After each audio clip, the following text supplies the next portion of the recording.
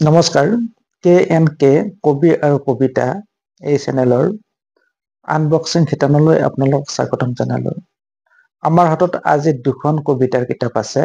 এই দুয়োখন কবিতাৰ কিতাপেই কেইবামাহৰ আগতে আমালৈ পঠিয়াইছিল আমাৰ দুগৰাকী প্ৰিয় কবি বন্ধুৱে। কিন্তু বিভিন্ন কাৰণত ভিডিঅ'টো প্ৰস্তুত কৰা হোৱা নাছিল।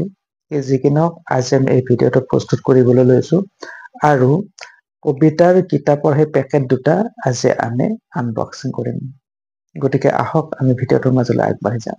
প্ৰথমে লৈছো আমি এই কিতাপখন, এই পেকেটটো কোনে পঠিয়াইছে, ভিতৰত কি আছে, কাব্য গ্ৰন্থ নে অন্য কিবা, আমি এতিয়া আনবক্সিং কৰিম, তাৰ পাছত চাম। গতিকে দেৰি নকৰো, পেকেটটো আমি খুলিম।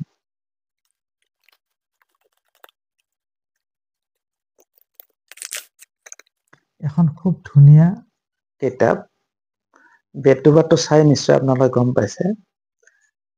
গছৰ পাতত ৰৈ যোৱা বৰষুণ, কবি দাসৰ এখন কাব্য গ্ৰন্থ।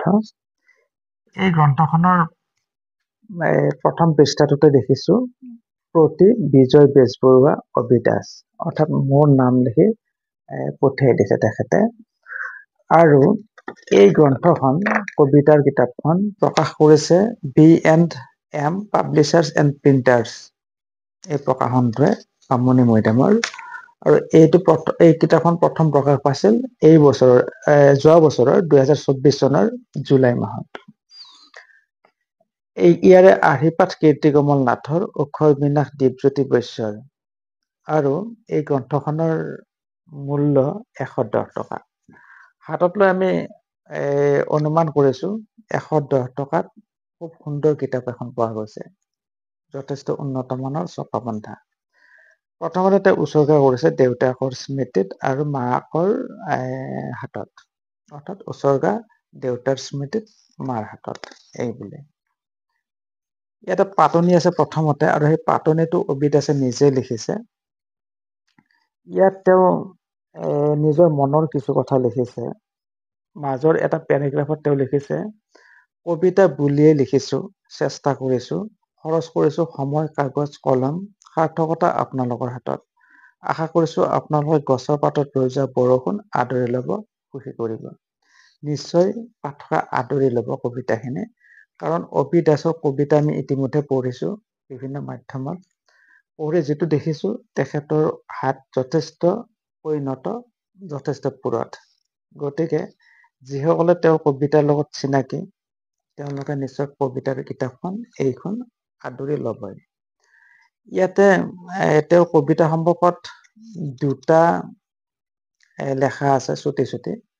প্ৰথম লেখাটো লিখিছে গুৱাহাটী বিশ্ববিদ্যালয়ৰ হীৰক গোস্বামীয়ে, শিতানটোৰ নাম দিছে গছৰ পাতত ৰৈ যোৱা বৰষুণ একাষাৰ। ইয়াত তেওঁ কবি দাসৰ কবিতা সম্পৰ্কত কিছু কথা উল্লেখ কৰিছে। কেইটামান কবিতাৰ নামো তেওঁ উল্লেখ কৰিছে বিশেষ প্ৰসংগত। আৰু তাৰ পাছত আন এটা লেখা, এইটো কবি দাসৰ কবিতা।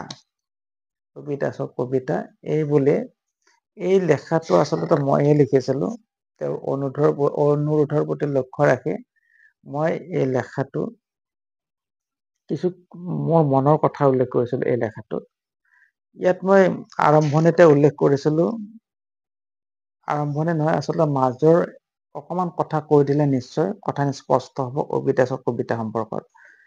মই মোৰ অনুভৱত লিখিছিলো, আমি মন কৰিছো বিষয় বস্তুতকৈও কবিতাৰ চিত্ৰকল্প, প্ৰতীক আৰু প্ৰকাশ ভংগীয়েহে তেওঁৰ কবিতাক অধিক প্ৰাণৱন্ত কৰি তুলিছে।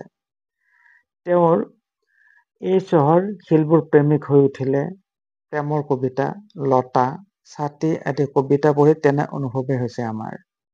কবি দাসৰ কবিতাসমূহ পঢ়ি আমনি নালাগে, বাৰে বাৰে পঢ়ি থাকিবলৈ মন যায়।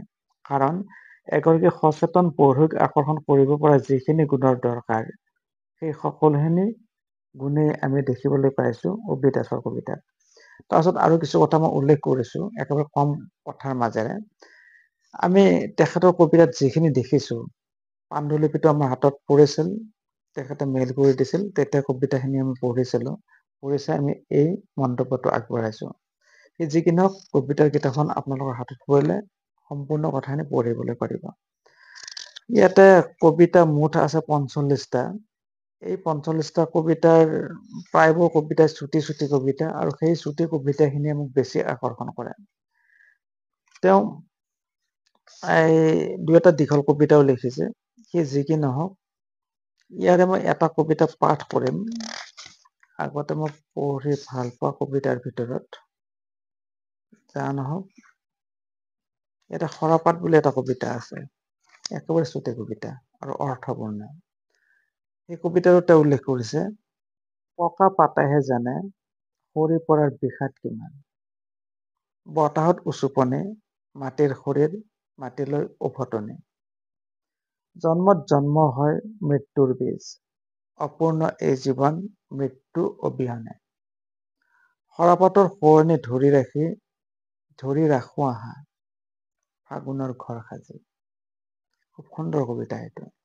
সি যিকি নহওক, কবি দাস হৈছে তেজপুৰ বিশ্ববিদ্যালয়ৰ এগৰাকী কৰ্মচাৰী, মাষ্টাৰ্ছ ইন কম্পিউটাৰ এপ্লিকেশ্যন।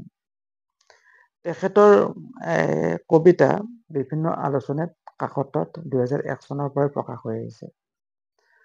দৈনিক জনভূমিকে ধৰি বিভিন্ন কাকতত তেওঁৰ কবিতা প্ৰকাশ পাইছে। সি যি কি নহওক, এই গ্ৰন্থখনৰ আটাইবোৰ কবিতাই মই পঢ়িছো, অত্যন্ত সুন্দৰ। এইখিনি পঢ়ি নিশ্চয় আপোনালোকে ভাল পাব, কবিতাখিনি পঢ়ি। কবি দাসৰ এই গছৰ পাতত ৰৈ যোৱা বৰষুণ কিতাপখন যেতিয়া আপোনালোকে হাতত ল'ব, তেতিয়া আপোনালোকৰ ইয়াৰ মূল্যটো কেতিয়াও অথলে নাযায়। অত্যন্ত সুন্দৰ কবিতা। গ্ৰন্থখনো ছপা বন্ধা অতি সুন্দৰ, কাগজ পাতি ভাল, ছেটিংছ সুন্দৰ হৈছে। আৰু ইয়াতে আছে 64 পৃষ্ঠা। 64 পৃষ্ঠাত ইয়াত প্ৰায় 50টা মান কবিতা আছে।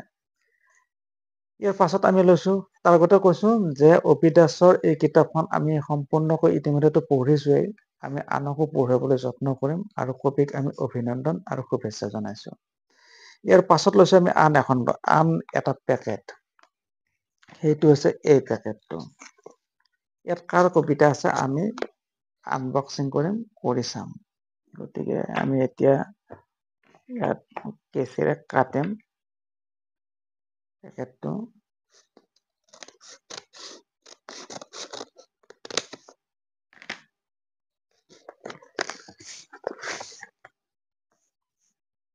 এখন খুব ধুনীয়া কাব্য গ্ৰন্থ এইখনো।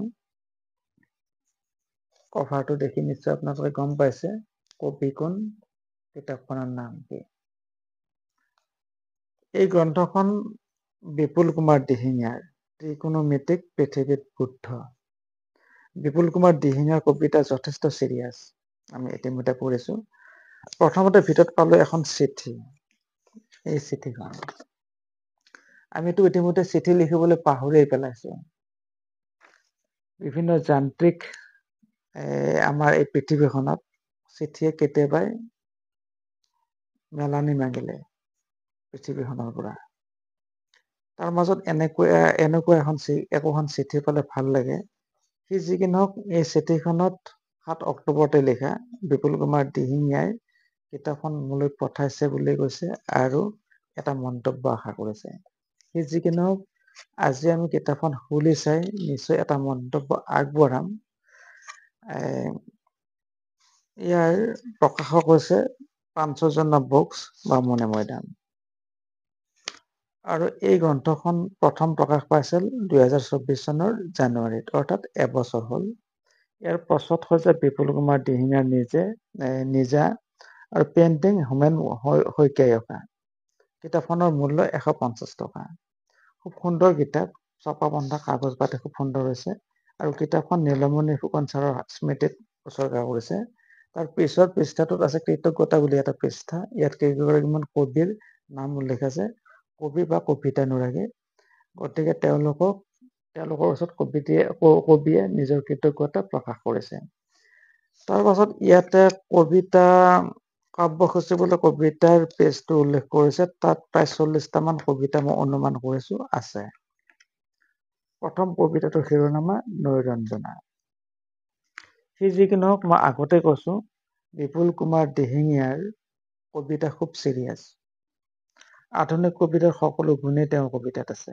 আমি বিভিন্ন সময়ত তেওঁৰ কবিতা পঢ়িছোঁ, বিভিন্ন মাধ্যমত পঢ়িছোঁ, বিভিন্ন কাকত আলোচনীত তেওঁৰ কবিতা প্ৰকাশ হৈ আহিছে। সি যি কি নহওক, এই গ্ৰন্থখনৰ এটা কবিতা মই পঢ়িম, পাঠ কৰিম শেষৰ ফালৰ। সেইটো হৈছে অসহজ কথাবোৰ। কথাবোৰ সহজভাৱে ল'ব নোৱাৰো, জ্বলি থাকে অসহজ কথাবোৰ। চহিতৰ উত্তাপে ৰঞ্জিত আকাশ, বতাহত জ্বলে ফুল আৰু জোনাক। এই যে বলীয়া বতাহত মৃতকৰ পৃথিৱী, এই যে আৰ্তনাদৰ সমুদ্ৰত বুকুত বোলে, তথাপি যি থাকিব লাগিব, তথাপি যি শিকিব লাগিব, ৰাজ অট্টালিকাৰ আক্ৰোশ। কথাবোৰ সহজভাৱে ল'ব নোৱাৰো, চকুৰ আগতে হয় কিনা বেচা, মঙহৰ দৰে বিক্ৰী হয় কেঁচা মাটিৰ গোন্ধ। জ্বলি থাকে অসহজ কথাবোৰ, তুম্বলি তেজত ছটফটাই। এটা খুব সুন্দৰ কবিতা, আমাৰ বাস্তৱ পৃথিৱীখনৰ এটা ছবি তাত আছে। এই গ্ৰন্থখনৰ শেষৰ ফালে, অৰ্থাৎ কভাৰৰ একেবাৰে লাষ্ট পৃষ্ঠাটোত ৰবীন্দ্ৰ বৰা, ডক্টৰ আনন্দ বৰমুদে আৰু ডক্টৰ প্ৰফুল্ল কুমাৰ নাথৰ কিছু মন্তব্য আছে। আৰু ইয়াত লগতে টুনুজ্যোতি গগৈৰ মন্তব্য আছে কিছু। গতিকে আমি এই গ্ৰন্থখন হাতত লৈ অত্যন্ত সুখ অনুভৱ কৰিছো, এই কাৰণে যে কবি বিপুল কুমাৰ দিহিঙীয়াৰ উন্নত মানৰ কবিতাৰ সোৱাদ আমি ল'ব পাৰিম। আৰু এই গ্ৰন্থখন আপোনালোকে সংগ্ৰহ কৰিব, নিশ্চয় আপোনালোকৰ পইচা কেইটা অথলে নাযায়। যথেষ্ট উন্নত মানৰ কবিতা বিপুল কুমাৰ দিহিঙীয়াৰ, তাক দুনাই কোৱাৰ নিশ্চয় প্ৰয়োজন নাই। পাৰিলে সংগ্ৰহ কৰক আৰু অসমীয়া কাব্য সাহিত্যলৈ তেখেতৰ যি অৱদান, তাক স্বীকৃতি প্ৰদান কৰক। আজিলৈ আমি ইমানতে সামৰিম।